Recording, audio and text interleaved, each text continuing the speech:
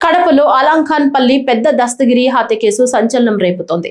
ఈ ఘటనపై మృతుడి భార్య రమణమ్మ, తమ్ముడు చిన్న దస్తగిరి మీడియా ముందుకు వచ్చి పలు అనుమానాలు వ్యక్తం చేశారు. మృతుడి భార్య రమణమ్మ మాట్లాడుతూ తన భర్తను అన్యాయంగా హతమార్చారని, ఆయనకు ఎవరితోనూ వ్యక్తిగత వివాదాలు లేవని చెప్పారు.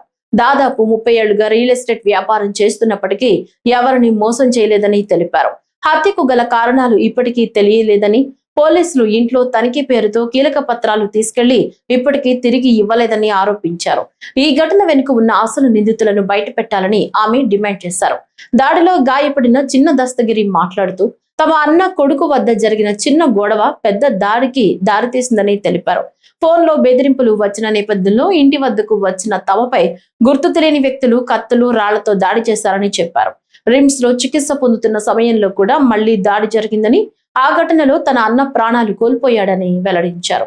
ఈ కేసు వెనుక కొందరు పెద్దల ప్రమేయం ఉండొచ్చని అనుమానం వ్యక్తం చేస్తూ పోలీసులు పూర్తి స్థాయిలో దర్యాప్తు చేసి నిజాలను వెలికి తీయాలని కోరారు. చంపుతాను, మాకు వదిలితే 5 నిమిషాల్లో చంపుతానని ఇద్దరు వ్యక్తులు ఆమెను పట్టుకుని మేము చెట్టుకు ఏదో ఒకటి తీసుకొని వచ్చి కట్టేసి పోలీసు వాళ్ళకి అప్పగియాలంటే వాళ్ళు ఇదిలించుకొని వాళ్ళు ఫోన్లు చేసుకొని మళ్ళీ నలుగురిని మనుషులను పిలిపించుకున్నారు. ఆ నలుగురు వస్తానే వీళ్ళు అందరినీ ఇడిపించుకొని అందరినీ భయభ్రాంతులు చేసి కత్తులతో కట్రాళ్ళు ఎత్తినారు. మా ఇంటికనే కట్రాళ్ళు, చెట్టుకు చుట్టూ కట్రాళ్ళు పెట్టుకుంటాం, రాళ్ళు పెట్టుకుంటాం కదా, ఆ రాళ్ళు తీసుకొని ఇంత రాళ్ళు ఎత్తి వేసి ఎవరన్నా పోనీలు అయ్యోలో పాపం అన్నోళ్ళని కూడా ఒక ఆమెను ముసలామెను దొబ్బినారు. ఆమెకు నడుములు ఇరిగినాయి. ఇంకొక ఆయపను చెయ్యి అడ్డం పెడితే చెయ్యికి కత్తితో పొడిచినారు. కత్తితో పొడిచి ఆయనకు 10 గుట్లు పడినాయి. తర్వాత నేను పోతే నన్ను కింద వేసి దొబ్బి నా మీద ఎక్కి ఈడ పొడిచినారు, అరిచేతిలో పొడిచినారు, అరిచేతిలో ఇక్కడ పొడిచినారు, ఇక్కడ కాలుకు గాయమైంది నాకు. తర్వాత ఈమెకు కట్రాయి వేసినారు, మా అన్న మీద వేసినారు. ఆడ నుంచి మేము 108కి ఫోన్ చేసినాము. ఫోన్ చేస్తే అది గంటన్నరకు వచ్చింది. తర్వాత పోలీసు వాళ్ళకి ఫోన్ చేసినారు, పోలీసు వాళ్ళు రాలేదు. 108లో మేము దెబ్బలు తగిలిన వాళ్ళు కటారి దస్తగిరి, నేను కలమల చిన్న దస్తగిరి, నేను మౌలాలమ్మ, ఇంకొక ముసలాయమ్మ సంటెక్క, ఈ నలుగురిని 108లో ఎక్కించినారు. గంటన్నర తర్వాత రిమ్స్ వచ్చిన తర్వాత రిమ్స్ పోయిన తర్వాత వాళ్ళు ఆల్రెడీ మమ్మల్ని చంపేదానికి వచ్చిన వాళ్ళు ఆల్రెడీ ఉన్నారు రిమ్స్లో, ఓపీలో. మేము ఉండాము అదే రూమ్లో, వాళ్ళు ఒక రూమ్లో ఉన్నారు, మేము అదే రూమ్లోనే ఉన్నాం. వాళ్ళందరూ మమ్మల్ని చూసినారు. మేము ఆరోగ్యం చూపించుకుంటాము, దెబ్బలు చూపించుకున్నాము, ఓపీలు రాపించుకున్నాము. ఇంకా మాకు ఎక్స్రేలు తీపించుకొని రాకుండా అన్నాడు.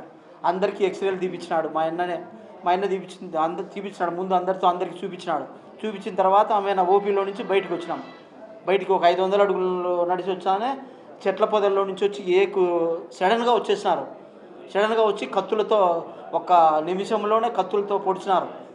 అందరు చుట్టుకొని 4-5 మంది చుట్టుకొని పొడిచినారు. నేను అడ్డం పోతే నన్ను పొడిచినారు. నాకు 8 కత్తిపోట్లు.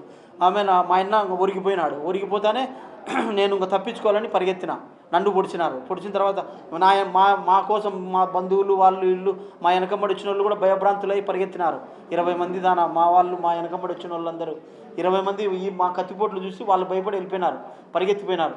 నన్ను పొడిస్తే నేను పరిగెత్తినా కదా, ముబ్బులో ఆ చీకట్లో కనపరానని బైక్తో ఎమ్మడిచ్చి బైక్ తగిలిచ్చి మళ్ళీ గుద్దడము, పిడిగుద్దులు, కత్తిపోట్లతో పొడిచినారు. వాళ్ళ బైక్ మీద నేను ఒరిగితే కత్తిపోట్లు పడినాయి చుట్టూ, అవి లోపలికి పోలేదు. అందుకు నేను బతికిపోయినా. అది జరిగింది. పేర్లు అయితే తెలియదు. రాజారవి గ్యాంగు, చెన్నూరు గ్యాంగ్ అంట, అలంకాన్పల్లెలో గ్యాంగు, వెంకటేశు, మనోహరు, ఆనందు, వీళ్ళని పేర్లు తెలుసు. ఇంకా వీళ్ళ గ్యాంగులో ఎంతమంది ఉన్నారో చుట్టూ అలంకాన్పల్లె చుట్టూ ఉన్నారు. చెన్నూరులో నుంచి వచ్చి అలంకాన్పల్లె సెటిల్ అయ్యి వీళ్ళు ఆ బుద్ధుడికే 4 గలాటలు చేసినారు. మాది 4వ గలాట. ముందు ఒకరిని కొట్టినారు గంగమ్మ జాతరలో, అతనికి కుట్లు పడినాయి. వాళ్ళు మళ్ళీ కేసు పెడితే కొడతామంటే వాళ్ళు భయపడి కేసు పెట్టలేదు. మా మనుషులను కూడా భయపడిచ్చినారు. ఆ బుద్ధి నైట్ ఇంటికి వచ్చింటే మీరు ఏమన్నా కేసు గీసి పెడితే కన్నా మళ్ళీ మిమ్మల్ని కూడా చంపుతామని మా వాళ్ళతో భయపడిచ్చినారు.